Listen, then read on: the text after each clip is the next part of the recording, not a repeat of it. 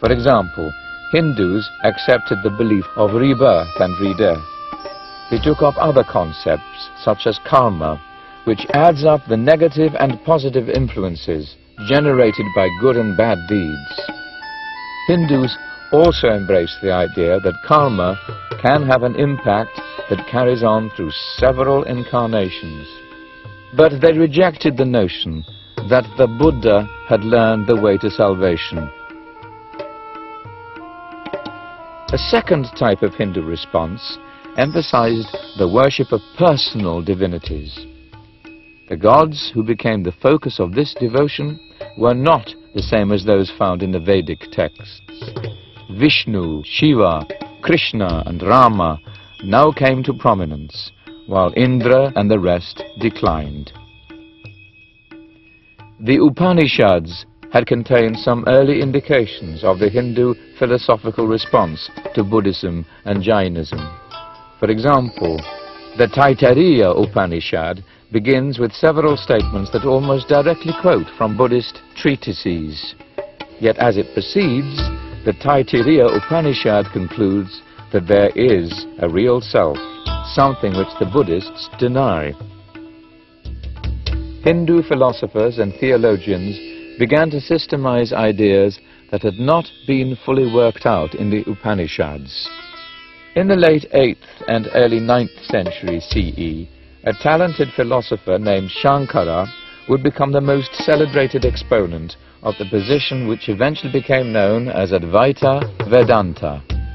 Advaita literally means not two. Advaita Vedanta therefore claims that the ultimate Brahman and the individual self or Atman are one and the same.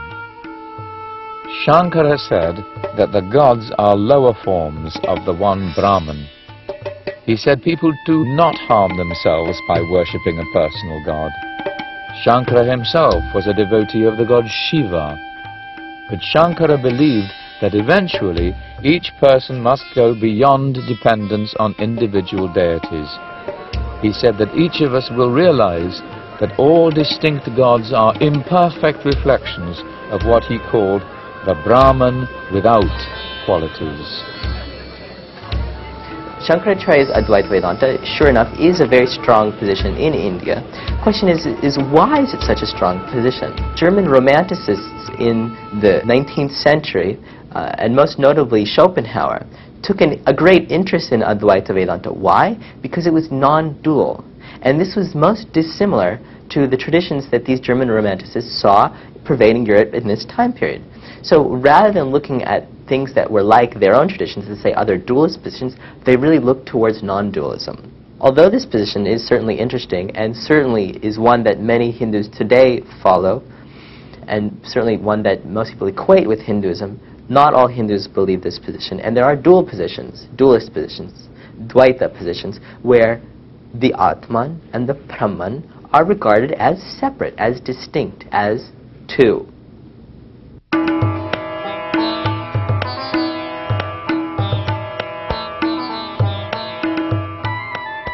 The early centuries of the Common Era saw an enormous burst of creative energy in India. There were plays, poetry, stories and many other forms of literature that expressed this new creativity within Hindu civilization. Two works came to have both literary and religious significance. One was an epic poem called the Mahabharata. A rough translation of the title Mahabharata might be the great book of the Bharatas. Bharat was the ancestor of two royal families, the Kauravas and the Pandavas. 5 Pandava princes have gambled away their right to rule in a dice game. The Kauravas won the kingdom, which was to be returned to the Pandavas after a span of 13 years. But in the 13th year, the Kauravas did not fulfill their promise. The result was the great Bharata War. Some 18 chapters of the Mahabharata have become sacred scripture in their own right. These 18 chapters are known collectively as the Bhagavad Gita, which means the Song of God.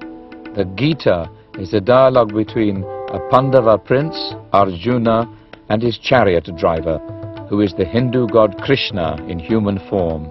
Krishna instructs Arjuna about the nature of reality. At one point, Arjuna looks across the battlefield towards the Kaurava army. In the opposing ranks, he sees his cousins, an old teacher, and other friends. He's filled with dread and remorse at the thought of having to kill them. Throughout the Gita, Krishna listens patiently as Arjuna frets about the potential consequences of such murderous actions. Krishna refutes each of Arjuna's objections, and he reveals that he is truly God. The warrior Arjuna soon learns that Krishna decrees the course of every event, and Krishna tells Arjuna that his divinely established duty is to fight. We must not forget that Arjuna is a warrior. He's born as a warrior. And Krishna is merely suggesting to him that he should follow his swadharma, his nature, his self-nature, which is as a kshatriya, as a warrior, to fight, regardless of his relationship with his opponents. So, for that matter, for Arjuna to do otherwise, for example, to follow the swadharma, the nature of a Brahmin, another caste, a priest caste, he would be doing the worst thing possible. Arjuna is a warrior's swadharma duty is to fight. Arjuna must fight. Krishna declares that no evil karma will arise as long as Arjuna focuses on the task itself and performs it without a desire for self-gain. As Krishna says to Arjuna, "These bodies come to an end, but the scriptures declare the eternity of the soul, which is indestructible and unfathomable. Therefore fight, O son of Bharata. Those who believe themselves killers and those who think that they are really slain do not truly understand. They are neither killers nor are they killed." Hindu civilization has a very long history. Its more literate and educated members have a tendency to preserve older cultural forms. They accept newer ones as nothing more than extensions of the previous system. New forms and new ideas simply add more layers of culture, coexisting with the older beliefs and customs. Some observers have mistaken this persistence of older forms for changelessness and stagnation, but it also provides a sense of permanence, while at the same time accommodating massive change. The Hindu religion doesn't have any specific founder. Like there's many beliefs that are inherent in the tradition. Some people take a devotional belief towards the Supreme. Some follow the path of jnana, which is a path of knowledge or recognition. There's many different approaches. There's karma yoga, which is the path of selfless service. All these things. So almost any tradition or any belief that's followed, it has some parallel in the Hindu tradition. The symbol may be slightly different, but what it represents is paralleled in the Hindu tradition. In India, you might be in a house where there's 3 or 4 people, and each one could be approaching the Supreme in a different way. In fact, the house may even have a Christian living there, and someone else in the house may be a Hindu living in the same house. And they all have respect and honor each other. Because the whole foundation of Hinduism is that it's one God that appears in many ways. In another category of books, called the Dharma Shastras, or law books, the priestly or Brahmanical writers of India described life as a series of logical categories. For instance, they neatly divided a male's life, though not a woman's life, into stages.